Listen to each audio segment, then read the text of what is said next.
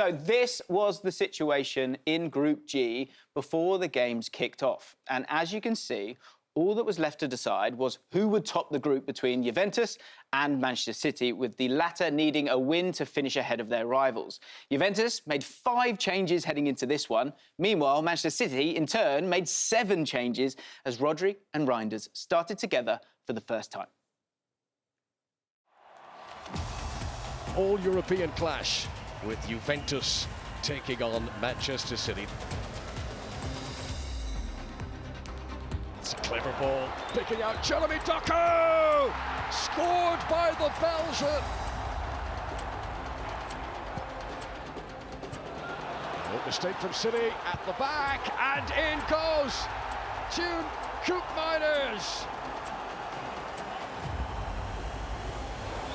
Mateus Nunes. Oh, and it's into his own net by Kalulu.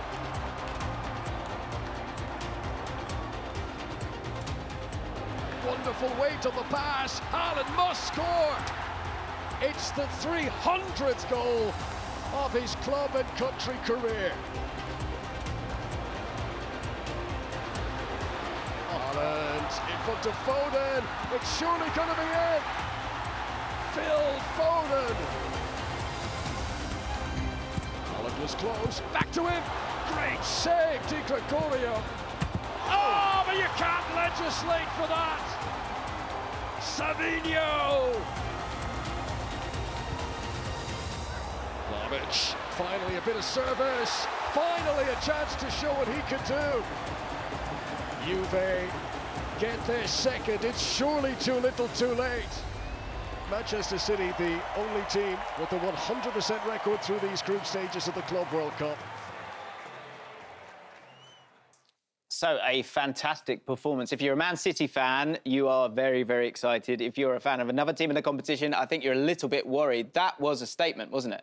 I think this entire tournament has been a statement, James, to be honest with you. I would argue they're probably the most impressive side over the first 3 games in the entire tournament, and it's just the ease in which everything is coming for them. They've played numerous different lineups, numerous different systems, and what's scary the most is Pep feels refreshed. The team feels refreshed, it feels new, it feels bright.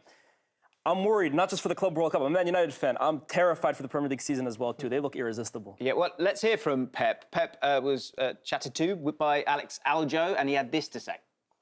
You feel like you have your Manchester City back, because it hasn't been an easy year for the club, has it? No, but listen, it's just one game. But I think today, more than anything else, the players felt again what you have to do to be a good team. That's no more secrets than that. I don't necessarily to words, to images. They play, they knew it. So you think they have the belief back after a performance like that? It's the only way. The belief always comes back from your performance, not for the past. You know, for every day, what you have to do.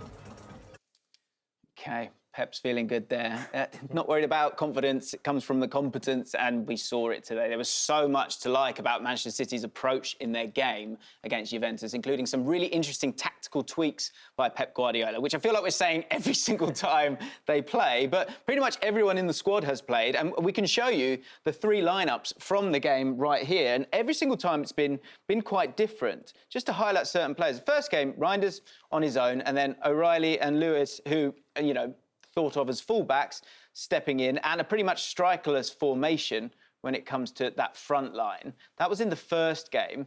The changes were aplenty.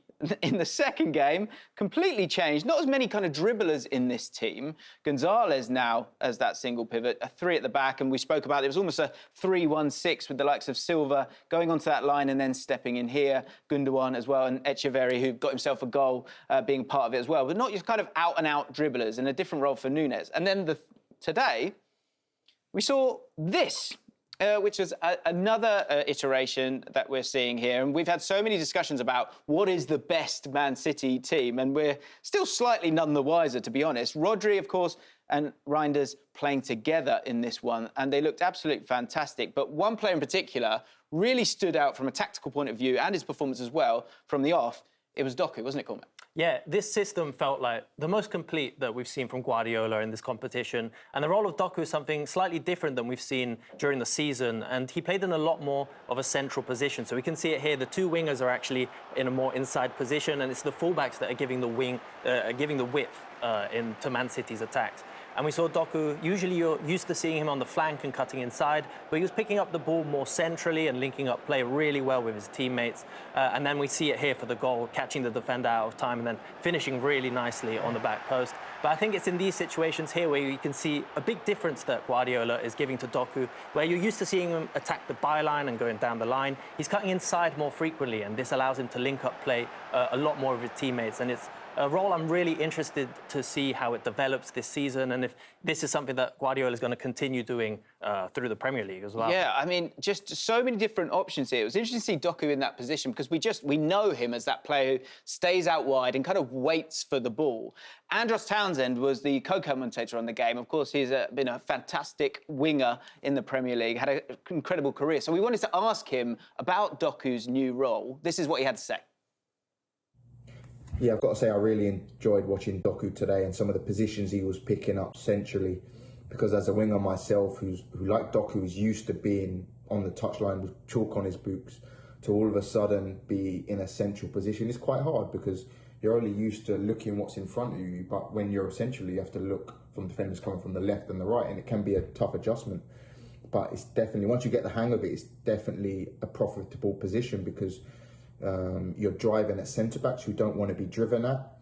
You can then either slip in your striker or you're more central on goal to get your shots in, or similar to his goal in the first half, you're making runs in behind, but instead of making runs in behind and having to cross, you're now making runs in behind. You're either attacking a centre-back or you're 1v1 on the goalie. So in a numbers-based world we are, playing more centrally, you're more likely to get more goals, more assists and take your game to the next level.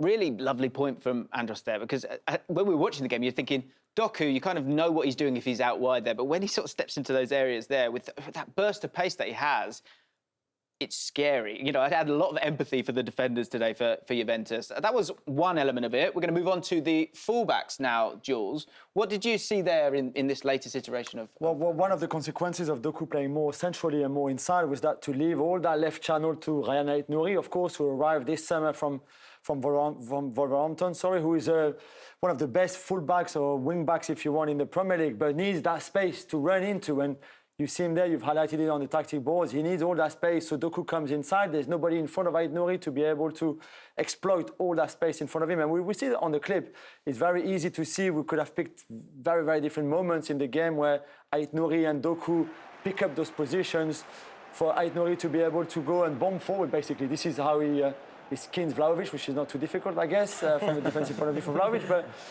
it's very interesting to see him very centrally there again this time, picking that pass for Doku that Cormac explained earlier on that first goal. But very much the relationship between Doku and Ait-Nouri was very interesting.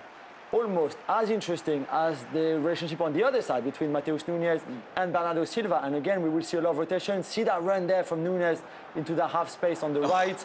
That forces the own goal, quite ridiculous, from Pierre Kalulu, who was not French tonight. He was definitely not French tonight. But again, you see there, Bernardo Silva, Mateus Nunes, that running behind, finding him, and then an easy tap in for Haaland there. So again, those two fullbacks now, for a long time, Pep Guardiola played with centre-backs at fullbacks, and this season it seems that he would have proper fullbacks there. Yeah, like lots of rotations here, because again, if we look at the tactics board and where they are, it's the profiles of these players as well. We've spoken about Doku, Savio on the other side here as well, but you've got Nunes and Ait-Nouri kind of offering that width and able to make those runs. But then when you've got these as your two guys who are kind of staying a little bit more centrally or in those half spaces, but of course being allowed to move wide and provide that kind of double width, I think it's pretty frightening. And I think this is a big thing that Pep's spotted here, is that he wants players that can drive past players, can dribble past players, or make deep runs as well. Reinders was doing it a lot throughout the game. I'm going to make a little change here.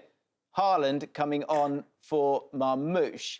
Now, we were having let's say, very close to heated debate. It was a high temperature, wasn't it, Liz? Let's be honest. Talk to me about Haaland and Marmoush, because you feel like Marmoush is an awful player and you'd never like to see him play again. That is what you said. You see what guys do when they're trying to make a point. I think Marmoush is a terrific player. I truly do. However, I have a bit of a doubt about whether he can lead the line by himself or whether he can kind of play out wide. I see him kind of as a second striker, maybe of a false nine. Terrific player, but leading the line. You see him here, don't you? You see him here. Yeah, in those areas, absolutely.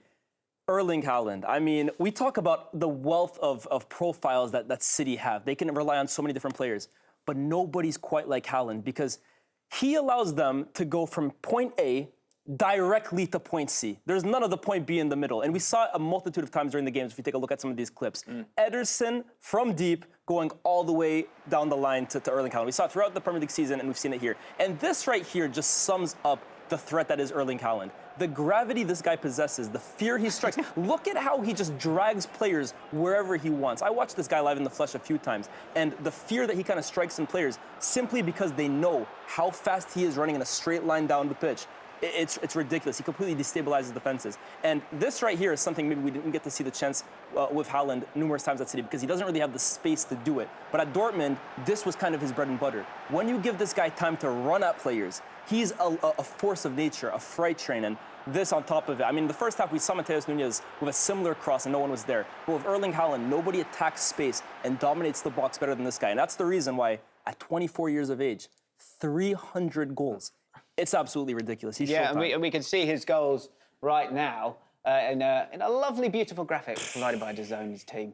The career record there, it's outstanding in terms of what he's done. Absolutely ridiculous. And I think it's 361 goals and assists. Now, I know you don't like goals and assists. I like that you separated them. That's good. But to get to the 300 goals, I mean, he is absolutely frightening. And as good as Marmoush was when we were kind of having that discussion and debate about is Marmoush good enough to kind of play as a central striker, he is, but we could see the levels between Haaland and Marmoush in terms of that physicality and the fear he strikes in the opposition, right? Yeah, and I think Marmoush would be a great backup to Haaland, really. And some games you can probably play them together like even. Alvarez, in some games, Marmoush can be that number 9 with his qualities, which are different, like Lies explained, to Haaland's. But Haaland's look already ready for the season to come. And I think if I was a Premier League defender or Champions League defender, I would get worried already.